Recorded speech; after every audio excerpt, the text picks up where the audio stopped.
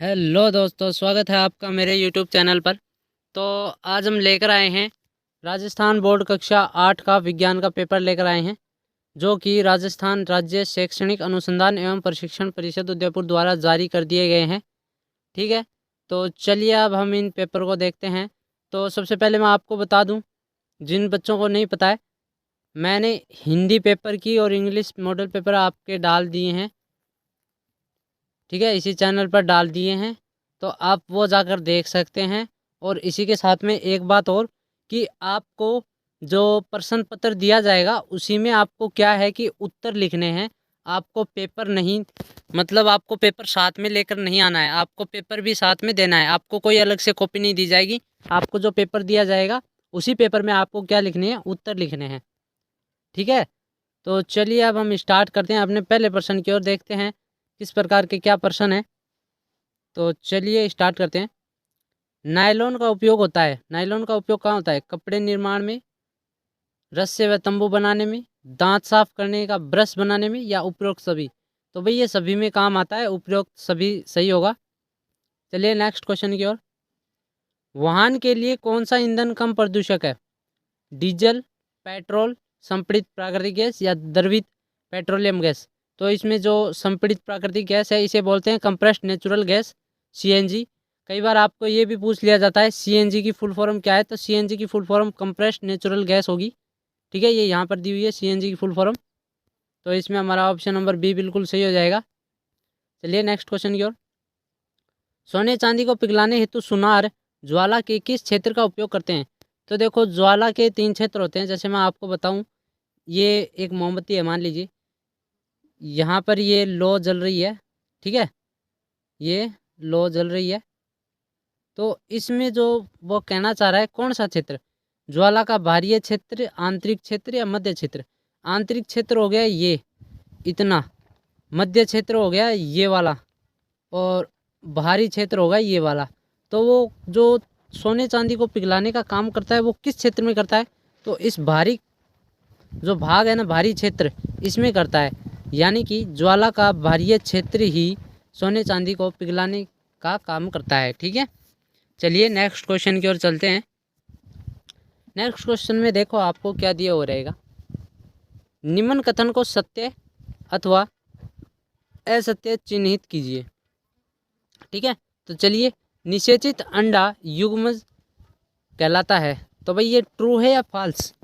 तो ये सही है, बिल्कुल ट्रू है। तो इसमें आपको टी लिखना है, ट्रू नहीं लिखना है, टी लिखना है। ठीक है, चलिए नेक्स्ट क्वेश्चन की ओर चलते हैं। किशोर अवस्था में लंबाई में वृद्धि होती है, बिल्कुल सही है भाई। किशोर अवस्था में लंबाई में क्या होती है? वृद्धि होती है। नेक्स्ट क्वेश्चन है, यदि आप घर के बाहर हैं तथा भूकंप आ गया तो आप घर के अंदर आओगे? बिल्कुल गलत है ये, हम घर के अंदर नहीं जाएंगे। हम तो बिल्कुल एकदम खुले स्थान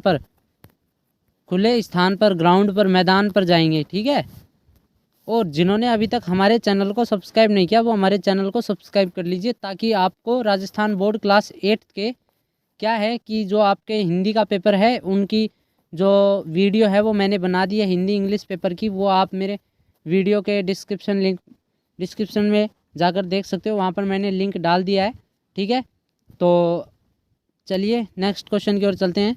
और जो भी आने वाले आपके वीडियो हैं, जैसे कि साइंस के हो गए, साइंस के तो मैं बना रहा हूँ, सोशल साइंस का हो गया, सामाजिक विज्ञान का हो गया, संस्कृत का हो गया और गणित का हो गया, इन सब के भी मॉडल पेपर मैं आपके लिए लेने वाला हूँ। ठीक है, लेके आने वाला हूँ। तो आप हमारे चैनल को सब्सक्राइब कीजिए ताकि आप इन वीडियो को देख सकें। ये बहुत मोस्ट इम्पोर्टेंट पर्सन है। जो भी बच्चा ये सोच रहा है ना कि ये मोस्ट इम्पोर्टेंट पर्सन है, ये बहुत मोस्ट इम्पोर्टेंट पर्सन है। आपको ये पता चल जाएगा अपने अंदर, पता चल जाएगा आपको कि आप कितनी तैयारी कर रखी है आपने। ठीक है, ये आपको पता चल जाएगा, आप परख सकते हैं इससे अपनी तैयारी को। इससे पता चलता है कि आप कितनी तैयारी, कितने तैयार हैं पेपर देने के लिए, आपको कितना समय लगेगा, कितना समय नहीं लगेगा। तो ये बहुत मोस्ट इम्पोर्टेंट पर्सन है। इन प्रश्नों को जो भी बच्चा छोड़ेगा उनके लगभग अच्छे परसेंट नहीं बनने वाले, और जो भी बच्चा इन वीडियो को पूरी देख लेगा उसके परसेंटेज अच्छे बनने वाले हैं, उसको तो कोई नहीं रोकने वाला। ठीक है, चलिए नेक्स्ट क्वेश्चन की ओर। यदि आपके घर या आसपास आग लग जाए तो आग पर नियंत्रण करने के लिए आप क्या करेंगे? 2 नंबर का प्रश्न है, तो आपको सिर्फ 2 ही लाइनें लिखनी है। क्या लिखनी है? एक तो सबसे पहले लिखोगे आप भाई बिजली की सप्लाई है वो बंद कर देंगे, ठीक है, बिजली की सप्लाई है वो क्या कर देंगे, बंद कर देंगे। दूसरी चीज़ वहाँ पर फिर हम पानी छिड़केंगे और अग्निशमक वाहन है ना, अग्निशमन वाहन, उनको क्या करेंगे, फ़ोन करेंगे, ठीक है। नेक्स्ट क्वेश्चन है भारीय निषेचन का उदाहरण, एक उदाहरण लिखना है। तो भारी निषेचन किस में होता है भाई, स्टार फिश, स्टार फिश यानी मछली है एक प्रकार की, तो मछली है, इनमें क्या होता है, भारीय निषेचन होता है, ठीक है। चलिए नेक्स्ट क्वेश्चन की ओर। पुरुष हार्मोन का नाम लिखिए भाई, पुरुष हार्मोन का नाम क्या है, टेस्टोस्टेरोन, ठीक है, टेस्टोस्टेरोन है। अब आप मुझे ये बताइए महिला हार्मोन का भाई क्या नाम है, महिला हार्मोन, ठीक है, महिला हार्मोन का आपको नाम कमेंट में लिख के बताना है। चलिए नेक्स्ट क्वेश्चन की ओर। दो बादलों के चित्र बनाकर उनमें आवेश को दर्शाइए, आवेशों को दर्शाइए। आवेश जैसे प्लस चार्ज माइनस चार्ज, ये आवेश है, ठीक है। तो आपको करना कुछ नहीं, बस बादल टाइप में बनाने, आपको चित्र बनाना है और वहाँ पर प्लस और माइनस लिख देना है। चलिए नेक्स्ट क्वेश्चन की ओर। सौर परिवार का सबसे बड़ा ग्रह बृहस्पति ग्रह है, इसका चित्र बनाइए। तो आपको बृहस्पति ग्रह का बिल्कुल चित्र बना देना है। तो ये भी देख लेना है आपको कि उस ग्रह के साथ में कोई विलय है या विलय नहीं है, ठीक है, कितना साइज़ में उस बड़ा होगा, कितना साइज़ में छोटा है, वो सब देख लेना आप, ठीक है। आपकी किताब में ये प्रश्न है, यहाँ पर तो ये दिखेगा नहीं। नाइट्रोजन चक्र का चित्र बनाइए। तो ये क्वेश्चन भी मैंने आपको दिया है, ये भी आप अपनी किताब में से ढूंढ कर लिख सकते हैं, ये किताब में आपके दिया हुआ है, ये किताब में ये प्रश्न है, नाइट्रोजन चक्र का चित्र बनाइए, ठीक है। चलिए नेक्स्ट क्वेश्चन की ओर। सर्दियों के लिए आप अपने मित्र को किस प्रकार के वस्त्र खरीदने की सलाह देंगे, 4 कारण लिखने हैं। भाई सबसे पहले तो देखो आप कौन से वस्त्र खरीदने की सलाह देंगे, सर्दियों में ऊनी वस्त्र, सर्दियों की बात कर रहा है तो ऊनी वस्त्र खरीदने की सलाह देंगे। भाई क्यों देंगे, आपको 4 कारण लिखने कि भाई यह आपके शरीर को गर्म रखेगा, इसमें से आसानी से ऊष्मा का आदान प्रदान होता है, यह आपको शरीर पर यानी कि चिपता नहीं, आपके शरीर को खाएगा नहीं। जैसे क्या होता है गर्मियों में कई बार जो पसीना हो जाता है ना, तो वो जो भी टी शर्ट होती है ना पसीने से भर जाती है, वो शरीर के चिपकने लगती है, शरीर को ऐसे खाने लगती है, ठीक है। तो ये बहुत बढ़िया कपड़े होते हैं, ऊनी कपड़े। चलिए नेक्स्ट क्वेश्चन की ओर। जो 14वां प्रश्न है इसमें ये 4 नंबर का प्रश्न होगा, ये ध्यान रखना कितने नंबर के प्रश्न होंगे, ठीक है, वो आप ध्यान रखना। मैं देखो यहाँ पर साथ साथ में दिखा रहा हूँ आपको। जैसे ये प्रश्न भी 4 नंबर का हो गया, क्योंकि आपको 4 कारण पूछे हैं, तो एक कारण प्रत्येक एक कारण एक एक नंबर का हो गया, ठीक है। तो इसमें हमें अब क्या करना है भाई, मिलान करना है। सीधा दिख रहा है समूह ए और समूह 2 है। तो इसमें एक तरफ पेट्रोलियम के संघटक दिए हुए हैं और दूसरी तरफ उपयोग दिए हुए हैं। सबसे पहले चलिए देखते हैं द्रवित पेट्रोलियम गैस। तो द्रवित पेट्रोलियम गैस है भाई, इसका मिलान किससे होगा, ये इसका उपयोग होता है घरों व उद्योगों व ईंधन के रूप में। डीजल, डीजल का उपयोग कहाँ पर होता है भाई, डीजल का उपयोग होता है भारी मोटर वाहन व विद्युत जनित्रों के लिए ईंधन के रूप में होता है। तो आप मुझे कमेंट करके बताइए कि आपके घर में डीजल से चलने वाले कौन कौन से साधन हैं और पेट्रोल से चलने वाले कौन कौन से साधन है, ठीक है। ये आपको पेट्रोल भी पूछ सकता है, डीजल जरूरी नहीं है, आपको पेट्रोल भी पूछ सकता है। पैराफिन मोम, पैराफिन मोम है, ये किस काम आता है भाई, ये आता है मरहम मोमबत्ती। द्रवित पेट्रोलियम का ये सी हो गया था, डीजल का डी हो गया था, पैराफिन मोम का बी हो गया और बिटुमिन का ए हो गया, यानी कि पेंट्स व सड़क निर्माण में, ठीक है। चलिए नेक्स्ट क्वेश्चन की ओर चलते हैं। तो वो आपको आंसर यहाँ पर लिखने हैं, देखो यहाँ पर आंसर लिखने हैं आपको, इनमें मिलान नहीं करना है पेन से, ठीक है। आपको यहाँ पर आंसर करने हैं, क्या लिखना है आपको, सबसे पहले लिक्विड लिखना है, फिर उसके बाद में आपको जो भी मिलान हुआ ना, जैसे सी के साथ हुआ तो आपको यहाँ पर सी लिख देना है, फिर सी के बाद में जो भी फ्यूल फॉर हैवी मोटर्स है तो ये आपको लिख देने हैं, ठीक है। चलिए नेक्स्ट क्वेश्चन की ओर। भाई दोबारा क्वेश्चन आ चुके हैं, नीचे दिए गए जो वाक्य है उनकी सत्यता की जांच कर और सत्य या असत्य जो पर्सन है ट्रू फॉल्स, वो दोबारा क्वेश्चंस आ चुके हैं। इस बार हमें क्या करना है कि सत्य और असत्य पहले से ही लिखा हुआ है, उसमें हमें सत्य या असत्य पर टिक लगाना है। उसमें क्या होता था कि उसमें टी या एफ लिखना पड़ता था, ट्रू या फॉल्स, ठीक है। चलिए इन प्रश्नों को करते हैं। वनोन्मूलन से वर्षा दर प्रभावित नहीं होती, भाई सत्य है असत्य, असत्य है भाई, ठीक है। वन्य प्राणी जो अभ्यारण्य व क्षेत्र है जहाँ पर जंतु सुरक्षित व संरक्षित रहते हैं, सत्य है या असत्य है, बिल्कुल भाई ये सत्य है, ठीक है। Next question. संकटा उत्पन्न जो जंतु है वे जंतु जिनकी संख्या एक निर्धारित स्तर से कम होती जा रही है, सत्य है या असत्य? तो भाई ये क्या हो जाएगा? सत्य हो जाएगा। ठीक है। धीरे धीरे उपजाऊ भूमि मरुस्थल में बदल जाती है, उसे मरुस्थलीकरण कहते हैं। बिल्कुल भाई ये बात सत्य है। अब देखो, पादप कोशिका व जंतु कोशिका का नामांकित चित्र बनाइए। तो इस क्वेश्चन में आपको क्या करना है, पादप कोशिका मतलब पेड़ पौधों की जो कोशिकाएं हैं उसका आपको चित्र बनाना है। वह यहाँ पर एक लाइन खींचकर इस तरफ आपको जंतु कोशिका यानी कि जो भी जंतु जानवर हैं उनकी कोशिकाएं बनानी है। कोशिकाओं का क्या बनाना है? चित्र बनाना है। ठीक है। चलिए नेक्स्ट क्वेश्चन की ओर। जो आपको ये दिया हुआ है ना, ये खाली स्थान, पूरा पेज खाली दिया हुआ है, यहाँ पर इनका क्या बनाना है? आपको चित्र बनाना है। जहाँ पर लिखने का काम होगा ना, वहाँ पर देखो ये लाइन खींच देंगे। ये लाइन है ना, वहाँ पर ये लाइन खिंची हुई रहेगी यदि आपको जो आंसर लिखित में देना है, और यदि आपको चित्र बनाने हैं तो देखो यहाँ पर खाली स्थान दिया रहेगा। बिल्कुल ठीक है। तो चलिए नेक्स्ट क्वेश्चन की ओर चलते हैं। नेक्स्ट क्वेश्चन हमारा है, दाब की परिभाषा व सूत्र लिखिए। तो भाई दाब की परिभाषा क्या होती है? सबसे पहले मैं आपको इसका सूत्र बता देता हूँ, आप उसी से परिभाषा का पता लगा सकते हो। तो देखो सूत्र क्या होता है, दाब बराबर बल बट्टा क्षेत्रफल। तो ये क्या चीज़ है, यानी कि प्रति एकांक क्षेत्रफल पर लगने वाला बल क्या कहलाता है? दाब। यदि मैं आपको एक उदाहरण दे के समझाऊं कि भाई प्रति एकांक क्षेत्रफल पर लगने वाला बल, आपको कैसे पता चला कि प्रति एकांक क्षेत्रफल लगने वाला बल ही दाब कहलाता है? तो देखो, प्रति एकांक क्षेत्रफल मैंने क्यों बोला, मान लीजिए कि आपके पास 20 आम है। यदि मैं आपको पूछूं कि आपको 5 व्यक्तियों में आम बांटने हैं तो प्रत्येक व्यक्ति को कितने मिलेंगे, तो आप क्या करोगे? 5 का भाग दोगे। ठीक है। अब आप क्या आ जाएगा यहाँ पर? 4। अब ये क्या हो गया?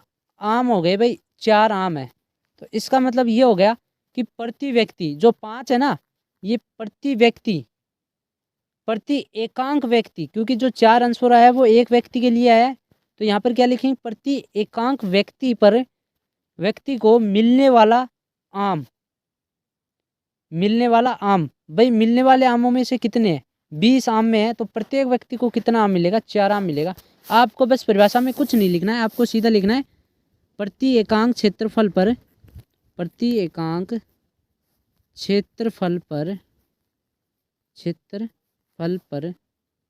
लगने वाला बल। ठीक है, लगने वाला बल दाब कहलाता है। क्या कहलाता है? दाब कहलाता है।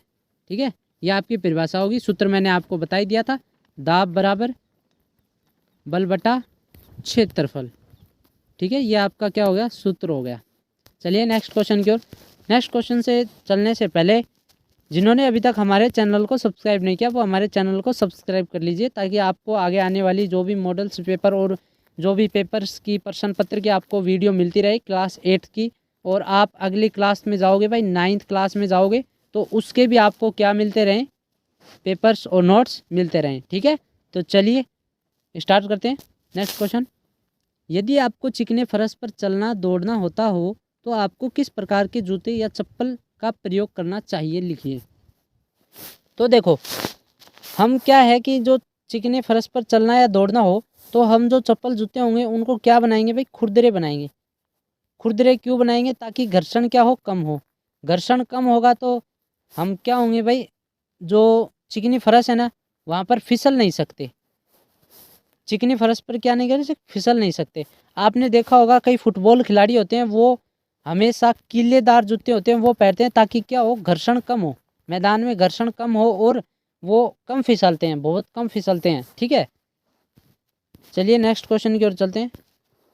शोर व संगीत में दो अंतर लिखिए। तो देखो, अंतर लिखने का तरीका, यहाँ पर एक बात ध्यान रखना। यहाँ पर देखो, मैं आपको एक बहुत गजब की बात बताने वाला हूँ। आपको पूछ रहा है दो अंतर, तो आपको यहाँ पर एक दिया हुआ है, ठीक है, और आपको यहाँ पर नीचे भी क्या दिया हुआ है? 2 दिया हुआ है। तो आप सोचोगे कि भाई इसमें करना कैसे है? ठीक है, करना कैसे है, तो इसमें आपको कुछ ऐसे बस एक एक का अंतर बताना है। आपको पहली लाइन लिखनी है, पहले लिखना है आपको शोर के बारे में। जैसे शोर क्या है कि शोर अप्रिय अवांछित ध्वनि है, अवांछित ध्वनि है। जबकि अब आपको क्या लगाना है, आगे जबकि लगाना है साथ में, ठीक है। जबकि लगाओगे फिर आपको क्या है, संगीत की एक बात लिखनी है। तो आपका जो एक अंतर है वो तो हो जाएगा क्लियर, ठीक है। जो दूसरा आएगा, जैसे मान लीजिए ये यहाँ पर दूसरी लाइन है, इसमें आपको लिखना है कि भाई शोर है वो कानों के लिए अच्छा नहीं है, जबकि संगीत है वो कानों के लिए अच्छा है। इस प्रकार आपको ये अंतर लिखना है, ठीक है, ये ध्यान रखना। विद्युत लेपन दर्शाता हुआ सरल परिपथ का नामांकित चित्र, भाई परिपथ का आपको चित्र बनाना है, ठीक है। उसमें बैटरियाँ, कुंजी, ठीक है, ये आपको लगाना है। ये चित्र आप किताब में से देख के बना सकते हो। कृत्रिम उपग्रह से हमें कई प्रकार की जानकारियाँ प्राप्त होती है, कोई दो जानकारी लिखिए। भाई देखो कृत्रिम उपग्रह क्या है कि जो हमारे स्पेस है यानी कि अंतरिक्ष है, उसमें क्या है कि पृथ्वी के चारों ओर चक्कर लगाने वाले जो यंत्र होते हैं उन्हें उपग्रह कहते हैं, सैटेलाइट बोलते हैं। उन्हें क्या बोलते हैं, सैटेलाइट बोलते हैं। ये क्या काम करता है, ये एक तो संचार का काम करता है। जो आज हम टीवी देखते हैं, फ़ोन चलाते हैं, फ़ोन से बातें करते हैं, वो इसी सैटेलाइट के द्वारा ही होता है, ठीक है, इन्हीं सैटेलाइटों के द्वारा ही होता है। और जो हम टीवी देखते हैं वो भी इन्हीं के कारण ही होता है, ठीक है। हमें जो भी जानकारियाँ मिलती हैं ऑनलाइन वो इन्हीं के कारण संभव हो पाती है। आप अपने घर में गेहूं का भंडारण करना चाहते हैं, इसके लिए आप क्या क्या तैयारी करेंगे। मान लीजिए आपको अपने बैग में कॉपी किताबें डालनी हो, ठीक है, कॉपी किताबें डालनी हो। आपका बैग है वो क्या है, ख़राब है, तो आप उस बैग को क्या करोगे। मान लीजिए बैग में कीड़े हैं, ठीक है, बैग में गंदगी है, तो आप उसको क्या करोगे भाई, बैग को आप साफ़ करोगे ना, क्योंकि आपको कॉपी किताबें मिलनी है। कॉपी किताबें क्या रखनी है, आपको अच्छी रखनी है। तो इसी प्रकार आप गेहूं का यदि कोई कमरा है, मान लीजिए इस कमरे में आप गेहूं को रखना चाहते हो, तो इस गेहूं को रखना चाहते हो तो सबसे पहले यहाँ पर जो गंदगी है उसको साफ़ करोगे। फिर आप ये दवाइयाँ छिड़कोगे कि ताकि जो गेहूँ हैं उसमें कीड़े न लगें, कीड़े न लगें, इसके लिए आप क्या करोगे भाई, कमरे में दवाई छिड़कोगे, ठीक है। ये खास ध्यान है। अब दवाई तो आप छिड़कोगे, कीटनाशक दवाई आप छिड़कोगे, क्यों, क्योंकि भाई कीड़े लग जाएंगे उनको, ठीक है, इसलिए। और जो सफाई है वो तो आपको करनी ही करनी है, पहली चोट जो भी आपको गंदगी है वो आपको करनी ही करनी है साफ, ठीक है। और देखो ये जो क्वेश्चन आया है ना 22 बाद में, ये अथवा में क्वेश्चन है। देखो 21 तक तो सभी क्वेश्चन एक लाइनर मतलब एक ही क्वेश्चन था, इनके अथवा में कोई प्रश्न नहीं थे। लेकिन इस बार देखो ये 22वां प्रश्न है, अब इसके अथवा में एक प्रश्न है। या तो आपको एक प्रश्न करना होगा इनमें से, ध्यान रखना, कभी आप दोनों प्रश्न कर जाओ, दोनों प्रश्न मत करके आना, ये ध्यान रखना। अथवा में दिया हुआ है तो आपको एक प्रश्न करना है, अथवा में दिया हुआ रहेगा ना तो उसके आगे क्वेश्चन क्रमांक नहीं रहेगा, ये ध्यान रखना। क्वेश्चन क्रमांक कहाँ है आपका, क्वेश्चन क्रमांक देखो ये रहा 22। इसका मतलब ये कौन सा क्वेश्चन हो गया, ये 22वां क्वेश्चन हो गया। आपको जो क्वेश्चन सरल लगे, अच्छा लगे, जो प्रश्न आपको अच्छा लगे करने में, आप वो प्रश्न कीजिए। नेक्स्ट प्रश्न चलो देखते हैं, 22वां प्रश्न है, जहाँ सिंचाई जल की कमी हो वहाँ आप सिंचाई को कौन सी विधि का उपयोग करेंगे। भाई सिंचाई जल की कमी कहाँ हो सकती है, एक तो पहाड़ों पर हो सकती है, मरुस्थल होता है, जो भी मरुस्थल प्रदेश होता है, या वहाँ पर भी हो सकती है। मरुस्थल में क्या होता है भाई, सूखा इलाका होता है पूरा, ठीक है। पहाड़ों पर तो क्या कर सकते हो आप भाई, पहाड़ों पर जो असमतलीय पहाड़ है मतलब असमतलीय क्षेत्र है, तो आप यहाँ पर फंवारा पत्ती से यानी कि वहाँ पर फंवारे लगाकर आप क्या कर सकते हो, पानी का छिड़काव कर सकते हो। समतल भूमि मान लीजिए मरुस्थल में आप क्या कर सकते हो, बूंद बूंद पद्धति, बूंद बूंद सिंचाई। आपने नाम सुना होगा कि प्रत्येक जो पौधा होता है उस पौधे को बूंद बूंद पानी देना, ठीक है, ये होता है। तो ये दो हमने बताई दिए। चलिए नेक्स्ट क्वेश्चन की ओर। नेक्स्ट क्वेश्चन है देखो, धातु व अधातु गुणों के आधार पर कोई 4 अंतर लिखने हैं भाई। क्या लिखने, 4 अंतर लिखने। जो प्रत्येक होगा, जो प्रत्येक उत्तर होगा, यदि मान लीजिए आपको सिर्फ 2 ही पता है तो आपको टोटल 3 नंबर मिलेंगे। देखो ये दिया हुआ है ना, ये 1 1.5 नंबर 1.5 नंबर 1.5 नंबर 1.5 नंबर। तो यदि आप 1 करते हो तो 1.5 नंबर मिलेगा, 2 करते हो तो 3 नंबर मिलेगा, 3 करते हो तो 4.5 नंबर मिलेंगे, ठीक है। चलिए धातु की बात कर लेते हैं। धातु कैसी होती है भाई, धातु चमकदार होती है, अधातु क्या होती है, चमकदार नहीं होती। तो आपको यहाँ पर लिखना है चमकदार नहीं होती। ठीक है, ये क्रॉस का निशान तो मैं बता रहा हूँ नहीं के लिए, नहीं के अर्थ में इसका प्रयोग किया है मैंने। धातुएं हैं वो क्या होती है, कठोर होती हैं, पर अधातु क्या होती है भाई, नरम होती है। ठीक है, धातुएं क्या होती है, तन्यता होती है, यानी कि आप इनका तार बना सकते हो। ठीक है, अधातु की बात करें तो इनमें तन्यता नहीं होती, आप इनका तार नहीं बना सकते। ठीक है, धातु और बात करें तो ये क्या होती है, विद्युत के सुचालक होते हैं, यानी कि इनमें से विद्युत करंट होता है ना, वो इलेक्ट्रिसिटी प्रवाह कर सकती है उसमें से, तो विद्युत का क्या होता है, ये सुचालक होता है। जबकि अधातु क्या है, ये विद्युत का कुचालक होता है। ठीक है, ये विद्युत का क्या होता है, कुचालक होता है। तो ये हमने 4 बता दिए। और देखो आपको अथवा में दिया हुआ है 21 के नंबर बाद में जो भी प्रश्न थे ना वो अथवा में है। अथवा में आप वो कर सकते हो या ये वाला कर सकते हो। तो इसमें से आपको बताना है भाई, गोल्ड से आप क्या कर सकते हो भाई, गोल्ड का उपयोग बताना है हमें, कोई पदार्थ दिया हुआ है उसका उपयोग बताना है। तो गोल्ड से हम देखो भाई आभूषण बना सकते हैं। क्या कर सकते हैं, आभूषण। कॉपर का क्या कर सकते हैं, कॉपर से हम क्या कर सकते हैं भाई, कॉपर से हम कोई भी जैसे तार होते हैं वो बना सकते हैं। कॉपर से क्या बना सकते हैं, बिजली के तार होते हैं ना वो बना सकते हैं, बिजली के तार। आयरन है, मान लीजिए आपने मशीनें देखी होंगी, जैसे आटा चक्की होती है, वो मशीनें होती है वो आयरन की बनी होती है। मरकरी, आप कभी डॉक्टर के पास गए हो क्या, डॉक्टर कभी भी मतलब मान लीजिए आपको बुखार होता है तो सबसे पहले आपके मुंह में थर्मामीटर पकड़ा देता है, तो उस थर्मामीटर के भीतर पर जो पारा है ना, मरकरी होती है उसके भीतर, वो क्या होता है कि जैसे मरकरी गर्म होती है ना तो वो मरकरी ऊपर की तरफ चढ़ने लगती है थर्मामीटर में, फिर वो आपको लास्ट जहाँ तक गर्म हो जाती है तापमान, तो वो आपका डिग्री तापमान बताता है कि भाई आपके जो तापमान है वो इतना है, आपको बहुत तेज़ बुखार है या कम बुखार है। ठीक है, इस प्रकार वो बताता है पारा।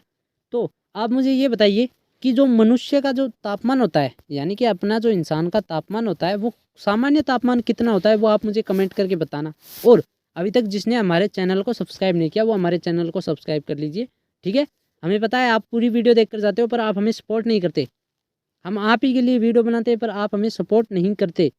ठीक है, तो आपको हमारे चैनल को सब्सक्राइब करना है, वीडियो को लाइक करना है और कमेंट करना है। यदि आपको कोई डाउट हो तो आप कमेंट करके पूछ सकते हैं, हम आपके कमेंट का जवाब देंगे।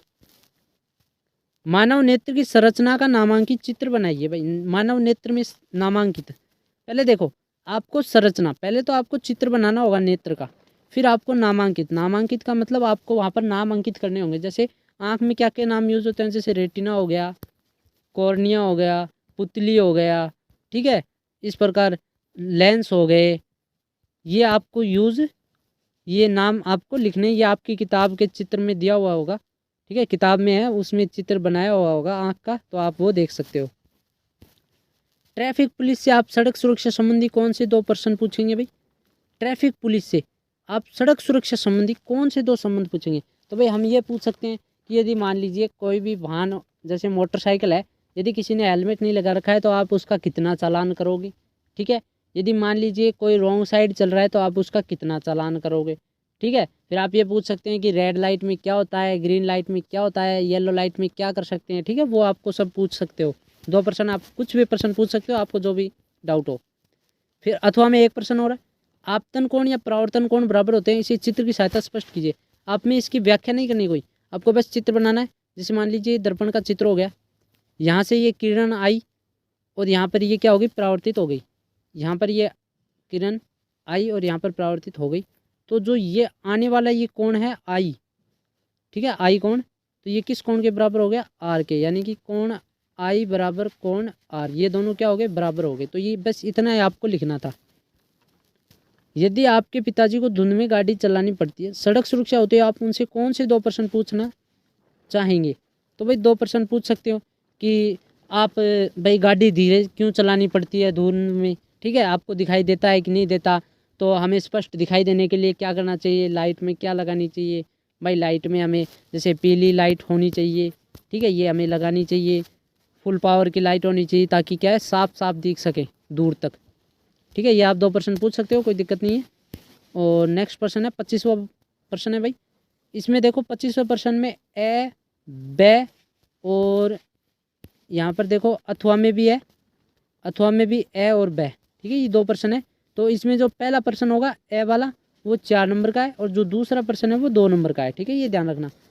शुद्ध जल और अशुद्ध जल की पहचान कैसे करेंगे आप भाई? शुद्ध जल को आप कैसे पहचान करोगे? शुद्ध जल बिल्कुल एकदम साफ होता है, आप उसको देख कर ही पहचान सकते हो ये शुद्ध जल है। अशुद्ध जल होगा तो वो थोड़ा कलर उसका थोड़ा गंदा होगा, उसमें कीटाणु होंगे, आपको उसमें रेत माटी कंकड़ जो भी है वो आपको दिखेंगे भीतर, ठीक है।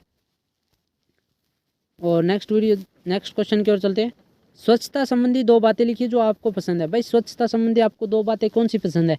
जैसे मान लीजिए आपको 2 बातें कि जैसे मैं रोज़ सफाई करता हूँ अपने घर में, रोज़ सफाई करना मुझे अच्छा लगता है, पसंद की बातें पूछ रहा है, और रोज़ मुझे जो साफ़ स्वच्छ कपड़े पहनने अच्छा लगता है, ठीक है। तो ये आप लिख सकते हो ये 2 बातें, ये आपके ऊपर डिपेंड है ये 2 बातें। शुद्ध और अशुद्ध हवा में क्या अंतर है भाई? शुद्ध और अशुद्ध हवा में क्या अंतर है? शुद्ध हवा वो होती है जिसमें हम अच्छे से सांस ले सकते हैं, ठीक है, उसमें हमें कोई बीमारी नहीं होती। और अशुद्ध हवा वो होती है जैसे अपनी खदानें होती हैं ना, खदानें जो ज़मीन के नीचे खोदते हैं, तो उनमें क्या होता है कि वो खदानों के कण है वो उड़ते उड़ते जो इंसानों के शरीर में आ जाते हैं हवा के सारे, तो वो कौन सी हवा हो गई? वो अशुद्ध हवा हो गई। उससे क्या होते हैं, आदमी बीमार हो जाते हैं, यानी व्यक्ति होते हैं वो बीमार हो जाते हैं। जो भी खदानों में मजदूरी करता है वो क्या होते हैं, बीमार हो जाते हैं अशुद्ध हवा से, ठीक है। चलिए नेक्स्ट क्वेश्चन है, हमारे आसपास का वातावरण स्वच्छ रहे इसके लिए हमें क्या करना चाहिए? भाई हमारे आसपास का वातावरण स्वच्छ रहे इसके लिए हमें ये करना चाहिए, एक तो देखो हमें प्लास्टिक जो कचरा होता है उसको नहीं बनाना चाहिए, ठीक है। और अपने घर को जो जैसे कोई भी कूड़ा कचरा हो तो हमेशा सफाई रखनी चाहिए, साफ़ स्वच्छ कपड़े पहनने चाहिए, ठीक है। तो इस प्रकार ये हम कर सकते हैं। जो आपकी गलियाँ होती हैं, जैसे आपका घर होगा तो सामने कोई गली होगी तो वहाँ पर जो भी नालियाँ हैं उनको साफ़ रखनी चाहिए जिससे मच्छर पैदा न हो। नहीं मच्छर पैदा होंगे तो आपको डेंगू मलेरिया पता नहीं किस किस तरह की बीमारियाँ पैदा हो सकती है, ठीक है। तो अब के लिए धन्यवाद, और जिसने अभी तक हमारे चैनल को सब्सक्राइब नहीं किया वो हमारे चैनल को सब्सक्राइब कर दीजिए ताकि हम आपके लिए रोज़ ऐसे वीडियो लाते रहें। अब के लिए धन्यवाद।